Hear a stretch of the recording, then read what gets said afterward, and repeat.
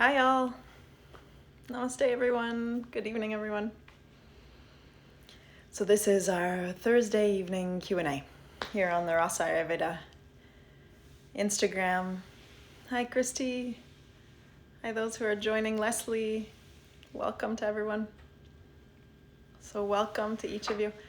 So as always, this is our weekly time to come together in this way and really for you to put forth any questions that are sitting there for you, either in this moment or something that you've been waiting for this week to present.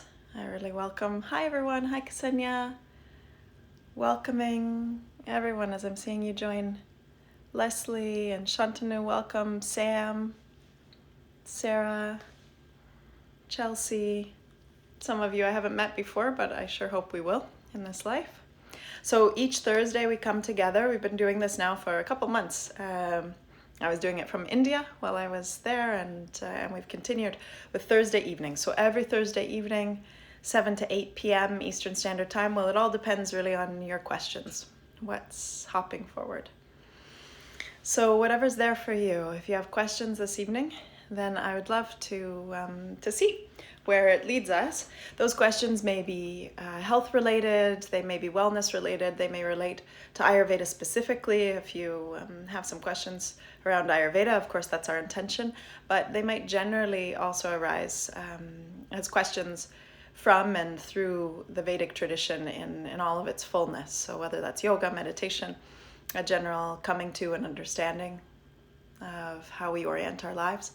So I welcome you to put your questions in the comments below, and then I'll read them and we can look at them together.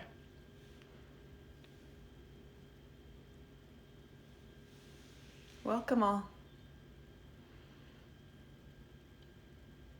Or we can sit together and meditate, your choice. Meditation times, nevertheless, are Monday, Wednesday, and Friday mornings on my own Instagram, Tiffany Nicholson Smith, and also Wednesday and Friday evenings. So for those of you who do want to have the set aside meditation evenings, we do have those 8 p.m. Eastern Standard Time, tomorrow evening and Wednesday evenings as well.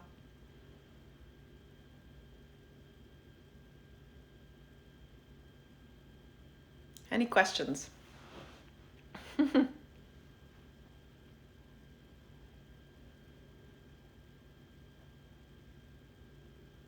And just so everyone's aware, afterwards we post these Q&As to our website. So you can always hop on the website and you can look back to past question and answers to hop on there and see what's applicable from other people's questions from the past, whatever might be there for you.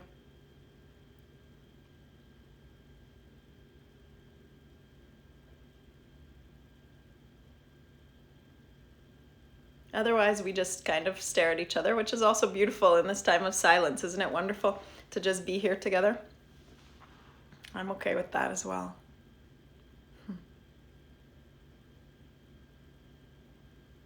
I don't know about where all of you are in the world, but here in Ontario in Canada was a beautiful day today, and the sun is really shining, and got some time now, beautiful drive out in nature and some time in the gift of the forest also.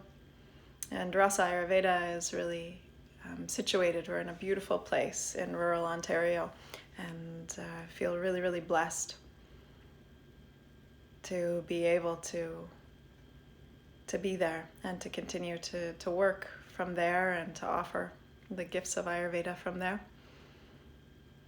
So it was a beautiful day here.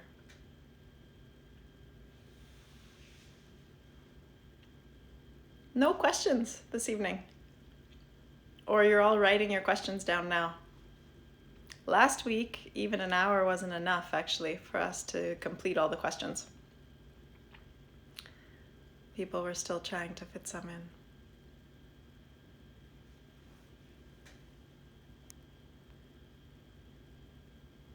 Okay, I'm noticing that someone's asked, how do you balance the elements in your body? So it's an interesting, this is new, that that the questions go down below, as well as, so Live has just launched something else, so we'll try this and we'll see. Okay. So how do you balance the elements in your body? Wow, that's a huge question in many ways, but a beautiful question. So thanks for asking it. This is really where Ayurveda arises from. Like all of the Vedic traditions, the Vedas themselves are grounded in the understanding that all of the universe, inclusive of this microcosm of our structure, and when I say our structure, not just our physical structure, but physical, energetic, emotional, mental, and even beyond, this structure is made of what are called the Panchamahabhutas, and that means the 5 great elements. So these 5 great elements are what animate and enliven the entirety of our universe and also our little universe. And so really what Ayurveda and also classical Hatha Yoga is based upon is knowing, firstly having awareness, coming into intimacy with how we feel those elements living within us, and then also knowing how to bring balance to them. And that balance, when you ask about that, it's really dependent upon what's natural for us. So the way in which Ayurveda sees things, which is a beautiful perspective that is also held by almost all traditional medicine systems, is that each one of us comes as sort of a ray of life, a ray of the divine, we could say. And so we come here, yes, from the exact same source, source-based, we are one, but each one of us rises and comes in our own manifested uniqueness. And that manifested uniqueness is our constitution, and it's a unique makeup of the elements. So the elements have different ratios, we could say. All the elements, all the bhutas are required for every human being to be alive, in fact. Each one of them has responsibilities physically, energetically, emotionally, mentally. But in each one of us, they will have different proportions. And those different proportions are really what show up as the mosaic of humankind. So when we witness that some people have a propensity towards, more fire, they have fiery emotions, or they have a fiery kind of directive temperament, or we notice that other people are more laid back and calm and cool. We notice that other people flow like water, or some people, for example, might be more up in the air or a little bit more spacey or spacious. These are the elements in manifestation in our consciousness, our constitution at a mental, emotional level. But we also see the way in which these elements play out physically. Some of us tend to be a little bit more dense in our physicality, a little bit more voluptuous. Vitality is really seen and through the physical body. Others of us tend to be quite lean or have more of an athletic build. Some of us have length, whereas other of us are more stocky. We can notice how the qualities in the facial features are different, dependent upon how the elements are expressing themselves. So elemental expression is really the seat of understanding in Ayurveda, and understanding that these elements play out to create our uniqueness allows Ayurveda to really be an individual medicine. And I've said this so many times before, but Ayurveda is a relational medicine, which means when we can come to understand our relationship with anything in life, what we're really understanding is our own unique expression. Let's say that we have a unique expression, and that unique expression will taste and see, and it will engage and be touched with the elements of life and the different aspects of life in different ways. So I often give this silly example, but it shows us this, and it shows us the difference of response dependent upon what's happening in our field. If someone were to walk into your room right now and throw a water balloon, or if we were all sitting in collective space right now and that happened, we would respond very differently. Each one of us would respond differently. Some of us would be really happy and elated that happened. Some of us really, really excited, and we'd like the bit of joy and spontaneity that brought. Some of us would feel really cold and shocked. Some of us might be a bit angry that happened. Some might actually withdraw and retract. This is all how the elements play within us. And so none of that is right or wrong, in fact. It's just a beautiful expression of difference, of uniqueness. And so when you ask the question about how do we balance the elements in the body, what we're really looking at in Ayurveda then is what's your constitutional blueprint, what's sort of your unique elemental makeup, What's the specific ratio that makes your constitution? And are you in alignment with that throughout your life? Because so often we will, according to Ayurveda, not necessarily stay in alignment with that. And that constitution, that base blueprint, is what's called our Prakriti. But what's happening now, our current state, is what's called Vikruti. And that Vikruti can change shape, meaning the elements can be manifested sort of differently. And that ratio can be a little bit different, which means we feel kind of not in our own skin. We don't feel like ourselves. And I'm sure that some of you are noticing this at present. Like some of you, for example, because of this lockdown, might be going outside much less. Some of you might be feeling more fear than you ever felt before in your life. Some of you might be receiving less gifts of nature. Some of you might actually be feeling like you're pent up with others, and so you're feeling angry or you're feeling irritated. Some of you might actually be engaging more online or using these devices more, and so you're feeling more spaced out. There are so many ways in which you might be noticing that there's a Vikruti, a current state that's not quite your settled way of living the elements. And so in Ayurveda, we can determine that by being empowered by Ayurveda, firstly. So you yourself can determine that, and I would welcome you to become more aware of how Ayurveda really teaches us the gifts of tridosha, vata, pitta, kapha, which are the expressions of these elements and how they make up our constitutions. And you can do that by, we have many resources at rasaayurveda.com, rasa-ayurveda.com, to help you with some of that education. Or there are many, many beautiful books out there. My own Ayurvedic Guruji, Dr. Vasant Lad, has beautiful and amazing books about Ayurveda that can help you to verse yourself. And then you can start to taste when things are out of whack, when they're not totally in balance. And according to Ayurveda, then what we do is we really look and see when those elements are out of balance, how can we bring them home? How can we soften them? How can we pacify them? How can we start to come back to our own naturalness, to our own prakriti, our own base field, our own base constitution? And we usually in Ayurveda, we do that through changing things in our diet, in our lifestyle, and also by engaging through the five senses with nature. So plant medicine in many ways. So that's sort of a broad answer of it. There are so many different examples I could give, but I hope that helps to some degree of orientation.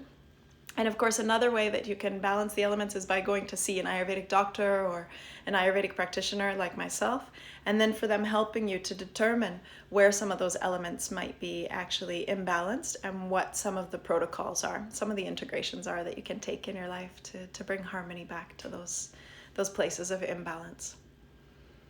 Oftentimes we are oriented from a sort of allopathic conditioning, from this Western medical conditioning. We're oriented towards expecting disease, dis-ease, expecting a lack of ease and treating symptoms, rather than recognizing, as Ayurveda does, that it's our very birthright to be healthful. It's our very birthright to be at balance. It's our very birthright to feel free and exuberant and to feel in harmony, in fact. That's our naturalness. So, when these elements are out of whack, some of us, it's been so long in our lives that this has been happening that we've taken that to be natural. But actually, when we start to really get back to what it is to be at home in our prakriti, in our base, in our constitution, to be in our own naturalness, it's like finally, being so thirsty and finally finding the well. So that's what Ayurveda really provides us with. It provides us a remembrance of our own naturalness, so we can drink from that well always. Okay, I saw some other questions arising. Let's continue to look here.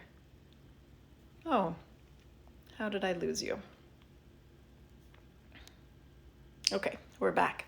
So I saw some other questions up above. Let me scroll through because there are different ways questions are coming. So noticing here, we have, quite a few questions. Okay. So a question arising. Yeah, seeing that some are able to join. So wonderful. Okay, Kara J is offering. I find that 12 to 2 p.m. time period that should be active is for me a time of really low energy. How can I shift this? Yeah, so the 12 to 2 time period is still some of that period of pitta energy. So it's what we call the period in which there's more fire energy predominantly in the day. So 12 to 2 in the afternoon, but especially 10 to 2. So 10 to 2 and 12 to 2 is part of that, obviously.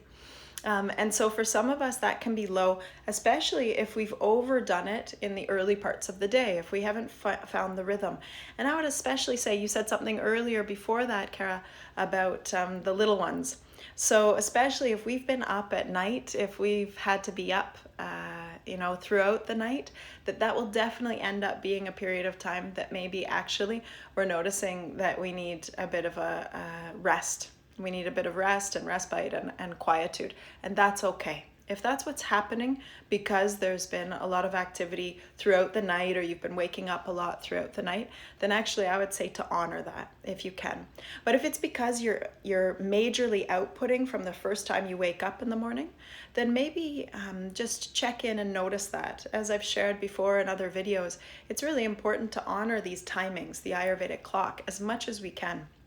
And so that time early in the morning, the time of what we call Brahma Muhurta, the time of creation, this timing of creation, which happens just before sunrise, about an hour and a half before sunrise, a great boon of energy is given during that time. And if we can wake up and actually be quite still, be quite spacious, but also at that time really commit that time to sadhana and to general contemplation rather than being super active. So I'm talking about the time sort of 4:35. It depends on when the sun is rising. So right now, as we know, the sun is, dependent upon where you are in the world, it's rising more around, 6:30, 7 o'clock, maybe around that time for some of you. So this might be around 5:30, somewhere around that time. Still letting things be quiet and being contemplative and settled, and then only starting to get the energy revving up sort of around 6:30, 7 o'clock, letting things rev up a little bit more as we start the day. But if things are extremely active from early on, and even from that 6 a.m. onwards, if we're not getting a good nourishing enough breakfast, those kinds of things, definitely by 2 we can already, or by 1 o'clock, we can already be feeling the vata energy of just again feeling like we're light, we're a bit airy, and we can't be extremely active. And that's okay if that's coming in a little bit earlier for you, especially for those of you who are mamas and are taking care of babes. So really recognize that these things naturally seem to occur, and to take care of that. Okay, someone else is asking, how do you balance the elements? Oh, that's the one we just answered. Okay.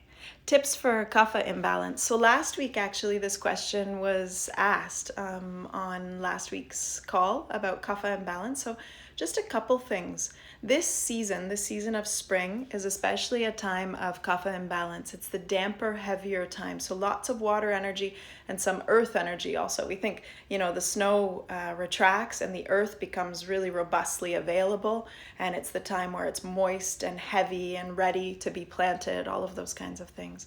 So that kapha energy is really necessary, and we need to all be thankful for it, because it's a vital time. It's the time in which everything can move forth into growth, actually. But it's also a time after a long winter for some of us where everything can feel a bit dense. We can feel a bit stuck, heavied, held. There can be a feeling a little bit of stagnancy also. So during this kapha time, we can feel unmotivated. The body can feel a bit lethargic. We can generally find, that there's a bit of difficulty getting out of bed. We might find also that depression tends to increase, or apathy, laziness tends to increase for some of us, especially if you have been in this time of isolation but not going outside. And I really can't highlight this enough. Absolutely, if you're not in lockdown, please go outside. Please find ways, even if it means getting in your car and then finding a nearby place where you can go for a walk and still maintain social or physical distancing. Nature is so absolutely necessary. Vitamin D is one of the best ways that you can actually help to balance and regulate a kapha imbalance, because kapha imbalance really can be so mitigated with extra sunlight. So the sunlight will help there to be inspiration. And I've been seeing this. I've been seeing this from individuals who are close to me, and also individuals I'm working with, that actually some of their mental health has become quite heavy or depressed. They've become, overly stuck, rigid, stubborn. A lot of things can start to occur, and almost like a sense of depression can start to enter in. And so firstly, I'm really inviting you to get in nature, because nature, when you asked how do we balance the elements, the earlier question, that's one of the best ways. To be in the universal field of the 5 elements will help our 5 elements to also balance. So when we engage all 5 senses, we're actually balancing all 5 elements when we engage them with nature. So when we allow them to ingest nature in its naturalness, that's the best way that we can actually balance the 5 elements. And I should have said that before. And so the same with this kapha imbalance, being out in sunlight, receiving especially the earlier sun of the day, the inspiring, uplifting sun. Not necessarily the intense sun of the midday, although that's not really happening right now. But that lighter sun, the sun that's happening around 9 a.m. in the morning, that's a beautiful time of day, or 10 a.m. when things are heating up a little bit, but the sun is still, that earlier time of the day. That's a beautiful way that you can receive vitamin D, you can receive the inspiration, you can feel the aliveness that's occurring, and you're also getting exercise. Exercise and the warmth of exercise. So if you're walking, or if you're going for a run, or whatever it is that you might be doing, is inspiring for kapha energy also to get it moving. So when that density is also felt in the body and the mind are, of course, in constant interrelationship. And so because of that, we can feel the density, the depression even felt in the physical body. And I don't mean necessarily how we often think of the word depressed, but to be lethargic, to be heavy, to be held. So getting moving is also something that's really helpful for kapha dosha at this time, for the earth and water elements. So get some movement, whether that's outdoors, that can help having both, being in nature and also having the movement, or indoors. Do a quick, HIIT workout if you're really feeling some kapha imbalance. Do some more invigorating yoga as well. Do something that's going to help to activate. And with kapha, also using a specific breath when we're doing the yoga. So a breath that really invites pauses. So in between the inhale and the exhale, that we hold a pause for a moment. The kumbhakas, the retentions, in yoga are known to be very helpful in helping to balance kapha. It creates a little bit of friction, and it wakes up, it stimulates a little bit where things might be held or heavied. Other ways for kapha imbalance, of course, eating a diet that is a little bit lighter. So I know there's so much of a fad, and I'm going to do a vlog hopefully in the next few days around this, but there's so much of a fad about this intermittent fasting. According to Ayurveda, they absolutely, and in the Vedic tradition, talked about the power of not filling our digestive system all day, of really allowing it to be emptied. And even there was mentioning that a yogi eats 1 time a day, a bogi, a householder who's more involved in day-to-day things, eats 2 times a day, and a rogi will eat 3 times a day, someone who is, just really engaged in the world. And so absolutely, there is a place and a time for where we may not need to have 3 full big meals every day. Although I still welcome most of us, because the way our lives are organized, to eat 3 times a day. But if this intermittent fasting is something you're interested in, I would really highlight not fasting in the morning. So what I mean by that is, according to Ayurveda, definitely giving these good periods of pause between meals is so necessary to keep the Agni alive. And after a long winter, for kapha balance, for pacifying kapha, for waking up the digestive system, which digestion and elimination may be feeling sluggish. Like you're eating and you just still feel heavy. You eat a little bit and it doesn't even seem to move. You wake up in the morning and elimination isn't really happening. Everything's a bit sticky. This is one of the qualities of kapha. So digestion, keeping our Agni, our Jatar Agni, our firing is really, really important according to Ayurveda. And breakfast is what we could call the second most important meal of the day. So actually, if you're to intermittent fast, what I would suggest, and it's very much in alignment with Ayurveda, is to have a light, small dinner meal. So if you want to eat something at 5 p.m. at night and let it be a soup, for example, then wonderful. And then don't eat again until the next morning around 8, something like that. So then you've still had a good amount of fasting. I mean, even that amount of time, if you finish by 6 until 8 in the morning is still 14 hours of fasting. And I have some people who say, I want to at least do 12, if not 14. Then you see you've flipped it. Because if in the morning you wake up the digestion with something warming, you still eat lighter. And what I mean by that is lighter both in quantity. You know, I've shared this before, that this is the amount that was suggested. So anguli, so 2 handfuls was what was suggested for a meal. So each one of us is like looking at our hands at this point going like, let my hands be bigger, right? So that amount eaten at a meal, but also having foods that are lighter. So during this time, it means not having super dense foods. So eating things that really the digestion can digest quickly. So what I mean by that is not having a composite meal with like 20 different ingredients in it, not having something super cold and damp. So if you try to have just a cold smoothie at this time, it's too cooling, it's too wet, it's too damp, and it's not going to wake up the Agni. So for example, if you wanted to have some steel cut oats that have a lighter milk to them, so not having a dairy milk, but maybe you have something that's that has more protein to it, so for example a hemp milk in it maybe, and then you add some spices to it like ginger and cinnamon. So you're still having a smaller portion, it's warming for the digestion, it still gives you a feeling that you've eaten, you know, there's some density to it, but it's not cool and liquidy like something like a smoothie. And then really having a good meal in the afternoon. And even at this time, I will often suggest for people to do a Kitchari diet, to do a Kitchari cleanse. Kitchari is a beautiful one-pot meal offered from Ayurveda that combines. It combines rice as well as mung beans and vegetables and a whole plethora of spicing, so that really you can eat that for some days and really allow the whole digestive and eliminatory systems to reset and everything to establish a certain constancy. And at the same time, there's a density to the food you're eating, but it's the same thing each and every day. So that feels light on the system. It doesn't feel super heavy because you're not combining a bunch of different things or eating at a bunch of different times. So regulating also the timings. So these are some things we can do during this time with kapha imbalances, not to have as many calories, but if you want to think of it in a caloric way, the way we think of things sometimes in nutritional science now, and also not having super, super heavy foods, but let the intermittent fasting, if you're doing it, be more for the evening meal. Skip those evening meals altogether, or have them early and have them just be something like a soup, and make sure that you're having warming spices. You can also have something like our Tulsi herbal chai is a wonderful thing to drink right now from Rasa Ayurveda. It's perfect, or our kapha tea.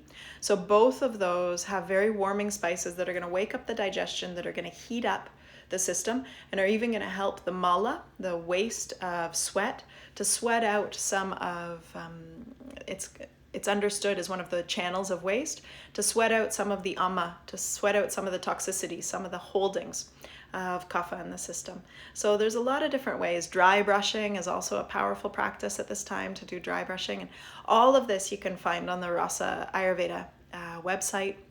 You can link through the Instagram here to from our bio to the website, and you can find both education and all of our apothecary products there for you as well. So just a few suggestions. And also at this time for kapha, for everyone, be inspired. So watch what you're intaking at this time as far as news, and if it's really depressing or heavied, really come to spaces like this where we can be together in inspired, stimulated, sort of uplifting ways. Be with people who are inspired and uplifting. This will motivate you. Be with people who get you outside and get you motivated and allow you to be in love with life also. All of that really helps to move the kapha within all of us. Avoid negativity as much as possible. And so, yeah, absolutely. These are some of the things. Okay, let's continue from there.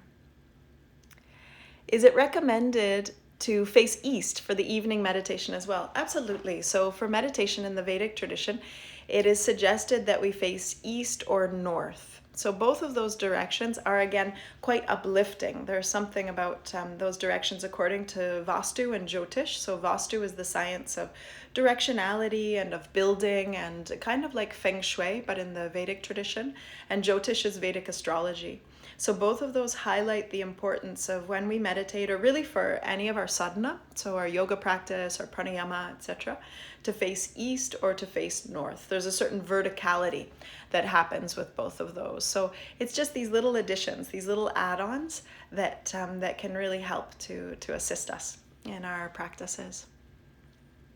Okay, Ksenia's asking, I've been reading about Brahmi and Gotu Kola. Seems like similar effects. What's different? Yeah, beautiful. So Brahmi and Gotu Kola, absolutely. They are both nervine tonics, nervine sedatives. So meaning that they're really, really wonderful for the brain. They increase cognitive capacities. They can help with memory. They can help generally with intelligence, with firing of the brain, with, sort of the communication and the synapses. They're also really known to be very helpful for the nervous system. So calming and pacifying the nervous system and allowing it to be in balance. And so a little bit of difference is that Gotu Kola can, oftentimes it can be found in some of our more Western, South American countries. Sometimes you can find it also. Brahmi is quite Indian specific, and they have a little bit difference in their heating and cooling qualities on the body as well. So Brahmi is often used also in acneic conditions. We'll use it for acne, for things like that, in that it has a cooling effect, whereas Gotu Kola sometimes can be a little bit more warming, although they are quite similar. And what's really beautiful about Brahmi and Gotu Kola is if you see the plant, and they're actually, of course, they're edible, so they'll often even be eaten or included in salads. It looks like a little cerebellum. So the plant is even expressing what's occurring, which means the plant is expressing where it's good for. It expresses that it's good for the brain. And we use both Brahmi and Gotu Kola in some of our formulas at Rasa Ayurveda. We use both the oils, and we also use the churnas, the powders and things. So some of our potions, like our higher wisdom potion, I really would suggest, like someone was just asking about a kapha imbalance, I would really suggest the higher wisdom potion is an amazing, both adaptogenic and also nervine tonic formula that I've formulated especially for both increasing the vitality and, let's just say, the ojas, the strength, the bala of the brain, really improving cognitive capacities, memory, improving the resilience of our brains. And so it provides us with an amazing boost. Let's just call it a brain boost daily. And so it can be very uplifting and inspiring again. And yeah, it includes Brahmi as well as a whole host of other things. We've also included Brahmi, for example, in our Nasya oil. So it's a wonderful way to receive Brahmi through the nasal cavity by using the Nasya oil, by using the nasal drops, which then are directly, when we put the head back and receive them in that way and sniff them in, we receive them up to the olfactory bulb, which connects to memory and then connects directly to the brain, actually. So the Brahmi, as well as a whole host of other herbs, through Nasya, through a daily practice of Nasya, can be absorbed into the brain. It's a very powerful practice. So I would really suggest with Brahmi and Gotu Kola, that you start to consider whether or not these are things that might be of benefit, both to the brain, but also, as I was saying before, for the benefits on the skin. So I've also used Brahmi, for example, in some of our Abhyanga oils, like the Pitta Abhyanga oil, that's helpful for any kind of more Pitta fiery skin conditions. It can be wonderful for that as well. Okay, let's continue. Now I can see the questions. So someone was asking, can you see the questions? I couldn't see the questions before. It was very odd, but then they popped through.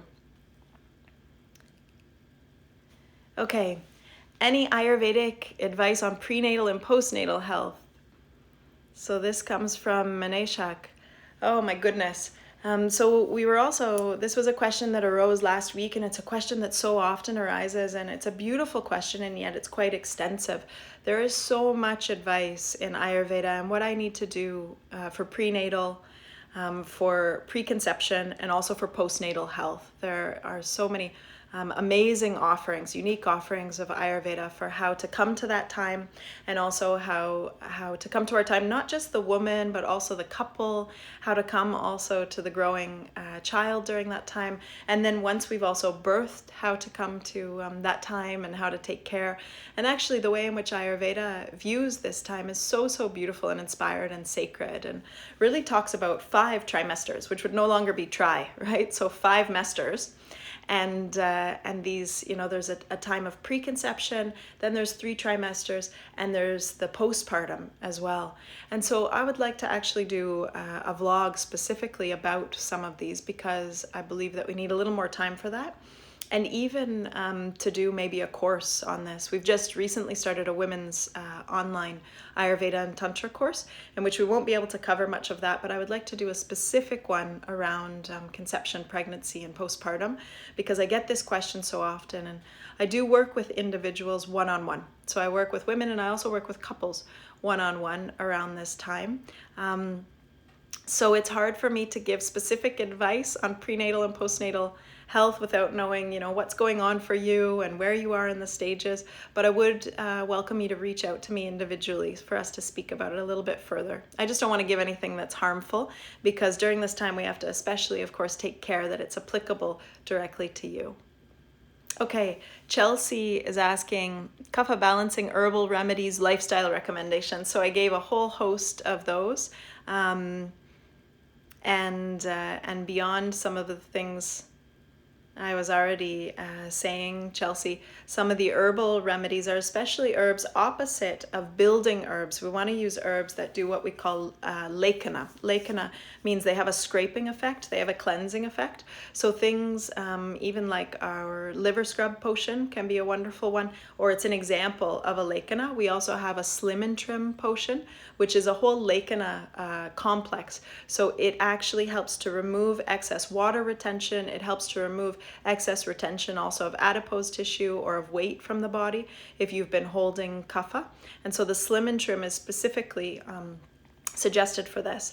I do not suggest the slim and trim if you just want to lose weight because there's some kind of concept of being skinny and that being wonderful. It's really, really highlighted, and we've even written this in the description, that it's for kapha weight gain. So if we feel like we're holding on to kaphic extra water or extra weight because of a kapha imbalance, then the slim and trim helps us to get back to our regulated and healthful weight. And you'll see that the herbal formula there is with a lot of herbs that are both diuretics that help us to release extra water and that also help to purify. So there's a lot of ones that do a shodhana, a purification effect on the body as well. And the mind, they're so related. Welcome, welcome, welcome. Seeing so many different individuals joining. Okay, looking. Is it okay to have Kitchari every day? In some conditions, yes, but again, because I've always said that Ayurveda is a relational science, right? So in being a relational science, we need to look at for who and what amount and what type of Kitchari as well. So what kind of herbs are you putting into it, or what kind of vegetables, or what kinds of grains, like what type of rice and what type of bean. Classically, it's done with rice and mung dal. So really looking at that. But for many individuals, having something like Kitchari every day can be wonderful. Why not? Actually, oftentimes when we were with Dr. Lad in Gurukula, with him clinically and with him in India, we would have Kitchari every single night together. It's a wonderful evening meal. When I was talking about that pacifying meal to have in the evening that's a little bit lighter, you can have a small bowl of Kitchari, and this is a wonderful thing to have daily. So balancing, and it offers also a complete meal. So there are recipes. There's a recipe also on our website if you look in the blog.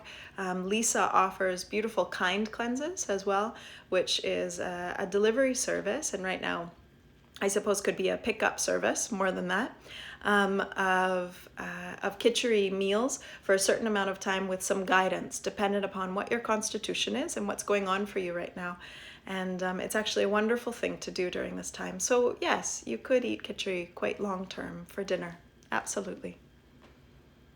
You can eat it for breakfast, for lunch, for dinner. So someone asked directly after that. Beautiful question. Absolutely. You can also eat it for the other meals. And a lot of us are used to the sweet taste. We're used to having sweet right away in the morning. And so hearing like, I can eat kitchari for breakfast, a lot of people think, no way, you know, I'm used to having something sweet. But actually, there's no reason why we can't have the savory for breakfast. So you can absolutely have kitchari also for breakfast. As 3 meals a day, as long as you're having a good quality balance of some of the vegetables, some of the spicing, so that you're having a bit of a rainbow diet as well. That's helpful. And for those who have more of a kapha predominant dosha, having that throughout the year for all 3 meals, if it's not properly aligned, for a kapha dosha individual, like with the spicing and with the right ratio of sort of rice and mung beans, it could feel a little heavy, or if a lot of ghee or a lot of oil is being used in it. So just making sure that it's more pacifying for your constitution. So if you're a more kapha dosha predominant individual, then making sure that it's a kapha dosha kitchari also. And you can always look that up as well. Oh, you're very welcome. Seeing some thank yous. Other questions? Recommendations for a vata headache. So I would be interested, Chelsea, to understand why you consider it to be a vata headache, to just make sure that it is such. And we can have headaches of different natures. It is absolutely true. One of the primary things that I often use now, because it's so easily accessible for a vata headache, is our Vata Lakshmi Sacred Essence. So it's a blend, it's an aromatherapy blend that has been specifically formulated to pacify vata, and we have them for vata, pitta, kapha, and we also have a men's blend that's more like a botanical cologne. But this vata aromatherapy blend is very helpful generally if there's stored vata in the physicality, but also in the mind. And so on the head, in some of the marma points, like putting it onto the sides near the temples, or at the top of the head, the back of the head, like the space that would basically be the back of the eyes into this space here, under and behind the ears as well, and then even into these thinner skinned areas, so the inner areas of the forearms, and even onto the bottoms of the feet can be helpful, so that the whole body is cocooned in some of this aromatherapy. Other recommendations for vata headache, sometimes it can also be because we've been so scattered or we've been so engaged all over the place. So cocooning, doing what we call in classical yoga, pratyahara, which means to take all the senses inwards. So taking some time of cocooning, lowering the lights, having a dim lighting, not being on devices, not listening to excessive noise or music, taking some time to really be quiet, even wearing, doing a meditation and wearing an eye mask, or doing a nidra yoga, doing a yoga of sleep, lying down, putting a gentle lavender eye pillow or even a scarf over the eyes, and really guiding the body into a relaxation can be excellent for a vata headache. But oftentimes it's that we've been engaging a lot out through the 5 senses, or the senses are over stimulated. This can be what's occurring. Or we've been overusing devices. This is very imbalancing for vata. So that can all be quite helpful. Another thing that I would suggest for a vata headache as well is, of course, some of our ratri charya, our evening routine. If we've been dealing with insomnia or we haven't been sleeping well, then really working with what we're doing in the evenings. So taking care to eat our meal early enough, and then to have things like a golden milk, to have a nice peaceful bath if we can as well, and to get to bed before 10 p.m. And before we go to bed, to really do a guided relaxation. If you've been waking up with or dealing with a vata strained headache, working on your nightly routine will be really helpful as well. So I hope some of those can be helpful for you. Okay, other questions. We have about 15 minutes left. So House of Bakes Canada is asking, how do you monitor your elements through checking your pulse? It's a beautiful question, and I wish I could give you some magical sort of darshan blessing right now, so all of us could be able to take our pulse and be able to immediately perceive the elements. But here's what I am going to offer. Your pulse is the river of your own aliveness. And so what I mean by that is you are always intimate with it. Your pulse, this nadi, this channel of life, it is so intimately you. And so in understanding that, what that means is that you're never separate from it. It is your very own self. And so actually, we all have the intuitive capacity to come to nadi pariksha, to come to pulse diagnosis if we quiet ourselves. And it's the river of prana, it's the river of life energy. And so what I would invite everyone to start doing is to start feeling your own pulse. And so there are a few ways you can do this. And it's beautiful that you've asked this because I rarely show this. And it all depends on your questions, what will be elucidated, what will come out. So the way we can take our pulse, for men, you're going to take your pulse on the right wrist. For women, you're going to take your pulse on the left wrist. And you want to find the pulse through this area from the thumb. So just start to find this now as I'm speaking to it. So that depression that happens down from the thumb. So not the outer area, but down through here. And if you look also, you should be able to see that little depression that happens there. And then you'll take the opposite hand and you're going to wrap it underneath, and then take the 4 fingers and bring them from the outside. So it should look like, how can I show you this? It should look like this.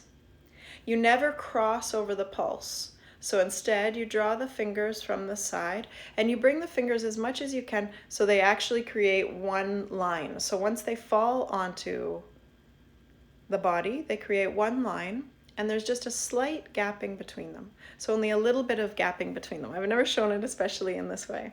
So there's a little bit of gap between, and we relax. So we're going to relax even onto, so I'm holding it onto my knee in that way, and bringing them just past this bony protrusion. So you feel that bony protrusion, and then you bring the fingers just past that. So as you wrap them around, you bring them so they come just past that. How to show you, like such. And then from here, you can start to feel your pulse on different levels. And what I mean by that is you can draw all the way down and you can occlude or turn off the pulse, right? So you can feel the vein and then stop the pulse so you feel nothing. And then you can come slightly off until you start to feel the pulse. And try to feel it as much as you can, or try to press as much as you can equally through all 4 fingers. And then you can gently start to rise up out of the fingers to feel the pulse higher and higher until eventually you get to the most superficial place of the skin. Yet you can still feel that gentleness of the pulse moving. And exploring all the way from that deepest pulse to this lightest pulse. There are so many different levels of the pulse that can be felt. So many different ways in which the pulse can be felt through the different fingers. And according to Ayurveda, as we start to learn more and more to step out of the way and to be here in the silence so that the river of prana can be known, can be tasted, you'll start to understand and really feel the way in which fire, air, ether, earth, water are felt differently as they move through us. And if you start to take your pulse every morning when you wake up, this is a beautiful dinacharya practice. It's a beautiful morning routine that will help you to really feel the differences of what's occurring each and every day. So there's so much more I could say about pulse. Pulse is a lifelong sadhana. It's a lifelong learning.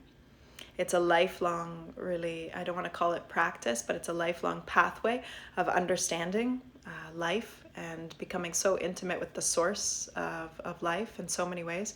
And so as practitioners and doctors, we're able to feel both one's prakriti, one's constitution, but also one's vikruti, one's current state, dependent upon what's occurring in the pulse. We're able to feel those elements as they start to move. And it's even expressed in the original text of Ayurveda that the different constitutions will have different feelings. One hops more like a frog, one moves more like a swan, so it can have this swan-like feeling, and one has more of a movement like a little rabbit, and you can imagine which might be which. So, you know, these different movements are sort of felt. But it's also spoken to that there's both the physical feeling of the pulse, the physical connection to pulse, but also the intuitive connection to pulse, to be able to feel the pulse of another individual. And I feel so humbled to have been in the presence of great Vaidyas of Nadi Pariksha, great seers, great knowers of pulse diagnosis, such as Dr. Vasant Ladji, and also the beautiful Dr. Sardash Mukji, who I've had some time in this life also, both him and his son, Dr. Sukumarji, to be in their presence because really they're true Vaidyas, they're true knowers and seers of the pulse. And so that's both through the physical pulse, but also just by being able to be quiet enough internally, self-seated enough that we can feel the pulse of life in any moment. And that's how we can start to feel the elements and feel the dance of life. So that's a very short way, but I hope it inspires each one of you to feel into. So same thing, whether it's on either side, you're going to come under and around. And I would welcome you to feel your pulse in the morning when you wake up, after you eat, before you're eating, sometimes before exercise and after. Start to let it be a self-inquiry and exploration. Thank you for that question. Other questions? Just seeing if there's any other questions here. Oh, I see 4 in this other question area now that's on live.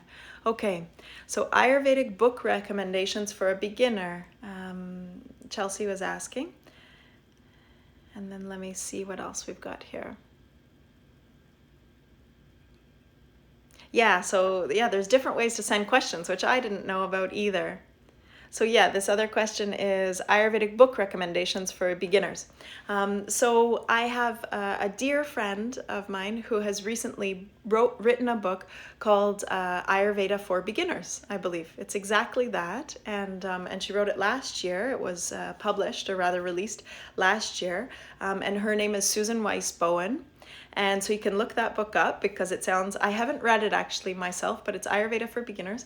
And we sat together in India and with our Ayurvedic Guruji. And so she'll recently, even this weekend, she'll be teaching at the Nama conference. And she has so much to share for those who are starting out in Ayurveda. I also always suggest the books of 3 beings in particular. So Dr. Vasant Lad, Vasant and Lad, L-A-D. So if you look up any of Dr. Lad's books, he has wonderful books, any of them, truly. So I would rather not name one, but let you look and intuitively see which one you might connect to. So his books are such gifts. And then also Dr. David Frawley. He is a Western doctor who, or rather a Westerner from the States. He's American, but he has wonderful knowledge and just a wonderful way of bringing also the gift of the Vedic tradition and the gift of Ayurveda. So I would suggest also books from him. And then one of my personal favorites is also Maya Tiwari.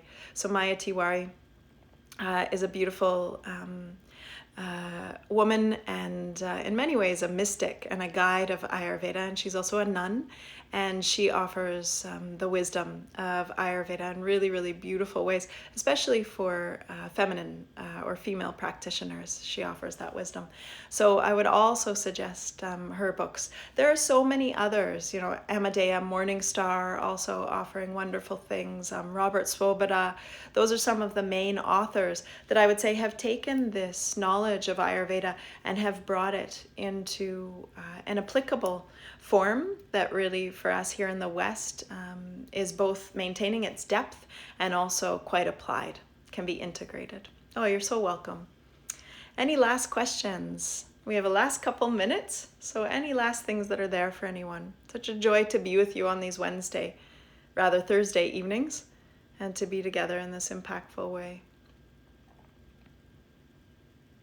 Any last questions? And I would really, I'm so thankful for the questions, because actually that's the aliveness that rises up. And then from your questions, I feel this is really applied to all of our lives now. So please come. I see one more question, and then I'll mention this first. Please come each week with any questions that you might have, and please share the Rasa Ayurveda Instagram and website, the educational offerings, our YouTube as well, which is continuously growing, and there'll be some other sharings and videos that are coming up there, especially in this time we're growing in our online offerings. But please share with those you think this might benefit. We also have some upcoming workshops and various online courses as well. So there's so many ways in which we hope to be of service to help hearts and lives around the world through this gift of Ayurveda, but really applying it also now. So yeah, as a little gift, also we offer these once weekly Q&As, and please let others know. I really hope in this time of, for some, strife and challenge, that this can be a little beacon of light and a little beacon also of healthful hope. So that's our hope with this. I see a question about any suggestions for hot flashes? Absolutely. So hot flashes, if we mean menopausal hot flashes, definitely helping generally to pacify pitta in the system. So Liz is asking this question. So generally also knowing you, Liz, with a primary, this combination of pitta and vata, it's necessary to make sure that we're doing things in our lifestyle and also our diet with herbs that are going to help to calm our pitta dosha. And so some of the things that we can do around that are just watching if we're overly busied, calming both body and mind down, not being overly active, not doing overheated exercise during the day. As we move towards the later hours of the day or even into the afternoon, making sure we're not having any caffeine in general is not good for hot flashes because it increases the agitation in the system. Alcohol, especially red wine, and beer as well, tend to increase this heat, this pitta. Heated foods such as things obviously that have chili or excess cayenne or excess pepper, but also things that are a little bit more acidic, so things like tomatoes or a lot of citruses can increase again this pitta energy. So especially steering clear of those, but in particular in the lunch and dinner meals is really, really important. And then implementing some cooling things in our lives. So having restful times, having more restorative yoga, having times also, like I was saying before, where we can calm and come into nidra yoga, using like lavender eye pillow in the evening while we're having restorative yoga. Meditation, of course, is very powerful for this. And having a ratricharya, having an evening routine that helps us to calm and pacify, even using aromatherapy, such as our Pitta sacred essence that we have at Rasa Ayurveda, can be very, very helpful. During the day and also before going to bed. It has peppermint in it, for example, really calming for, and geranium, very calming for hot flashes. And also internally, shatavari is a wonderful herb that I cannot suggest enough. I've used it so often in the case of hot flashes. And our wild woman potion formulated at Rasa Ayurveda is a wonderful one, taken 2 or 3 times a day in coconut milk especially can be helpful for this. A bit of coconut milk with a little bit of maple syrup. This taken 3 times a day. The dosage I would suggest for you is half a teaspoon 3 times a day.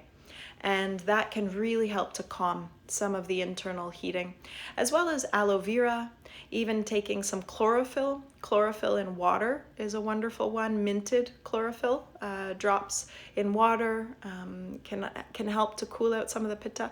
So these are some of the things that I can suggest for you. I hope they're helpful. Okay, dear ones. Blessings to each of you wherever you are in the world. So grateful to sit in these meaningful ways, and I look forward to meeting you either if it's on next week's Q&A here at 7 p.m. Eastern Standard Time, or if you want to hop over to my own Instagram, Tiffany Nicholson Smith. You will find that Monday, Wednesday, and Friday I'm offering yoga, meditation, and Ayurvedic inspirations over there. So you can always hop on there and join me there as well. Okay, let's settle for just one moment, and I'll chant for just a second. So come to close the eyes and allow the hands to come to heart. This is a beautiful peace prayer that offers out to all beings. May all beings be free at this time of illness, of strife, and may all beings be free of suffering. Om Sarve Bhavantu Sukhinaha Sarve Santu Nirahamaya Sarve Bhadrani Pashantu Ma Kaschit Dukkha Bhag Bhave Om Shanti Shanti Shanti.